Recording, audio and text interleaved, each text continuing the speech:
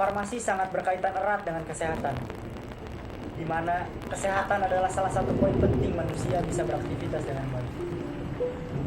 Menurut John Locke, seorang filsuf dari Inggris, beliau berkata, "Jika dengan memperoleh pengetahuan malah merusak kesehatan kita, maka kita bekerja untuk hal yang tidak berguna."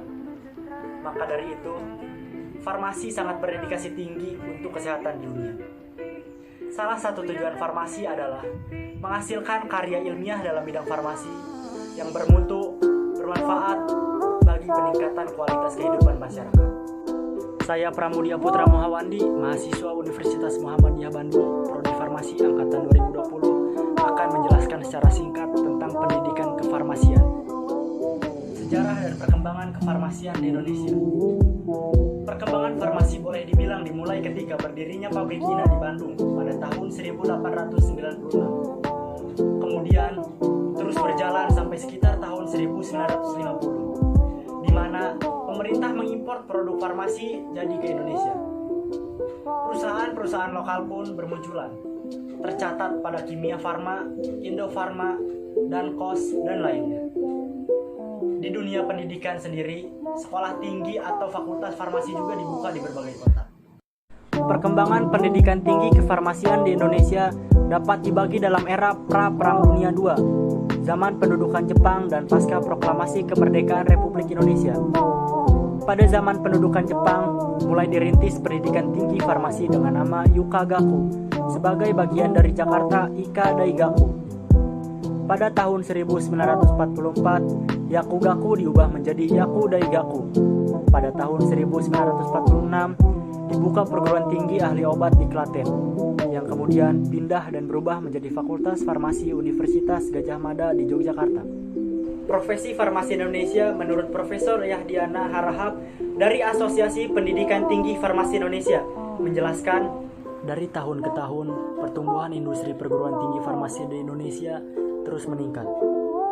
Tahun lalu jumlah perguruan tinggi penyelenggara pendidikan farmasi hanya sekitar 61 kampus.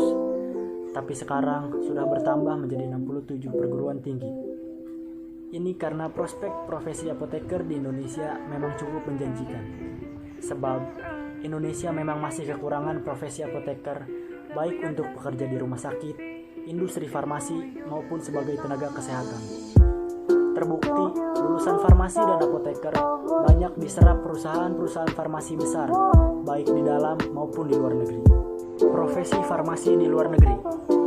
Yang pertama ada Inggris.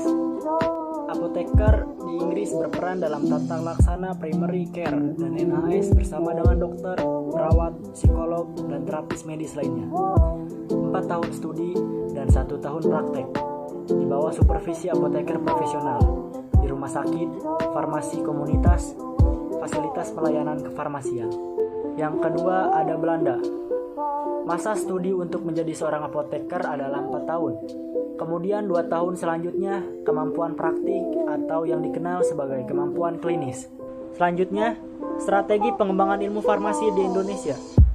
Strategi pengembangan ilmu farmasi di Indonesia dimulai dari pemerintahan Hindia Belanda dengan pendirian pendidikan asisten apoteker. Strategi pengembangan selanjutnya dilakukan dengan penguatan aturan hukum yang berlaku tentang pekerjaan kefarmasian. Peningkatan kerjasama luar negeri terkait dengan pengembangan industri-industri farmasi di Indonesia dalam bidang peralatan dan distribusi.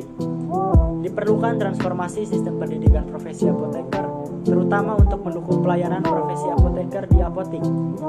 Kontribusiku untuk farmasi di Indonesia, saya bercita-cita ingin mendirikan beberapa apotik, khususnya di daerah yang kesulitan untuk mencari obat-obatan.